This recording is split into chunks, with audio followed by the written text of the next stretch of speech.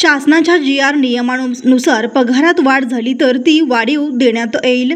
मूळ पगार ड्रायव्हर यास देण्यात येईल। पीएफ व ईएसआय सर्व कट करून मूळ पगार बिघारी यास देण्यात येईल। पीएफ व ईएसआय सर्व कट करून महिन्यात 4 सुट्ट्या देण्यात येतील। महिन्याच्या 15 ते 20 तारखेच्या आत पगार देण्यात येईल। गाडी रिपेरीला गेल्यास त्या दिवसाचा पगार देण्यात येईल।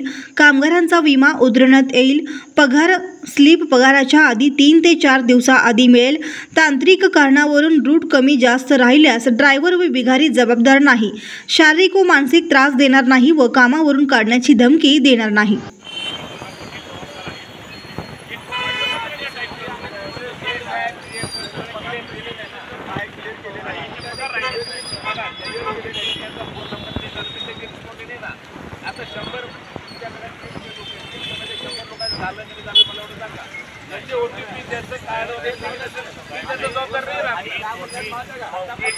आश्वासन मंत्री पण देते तुम्हाला।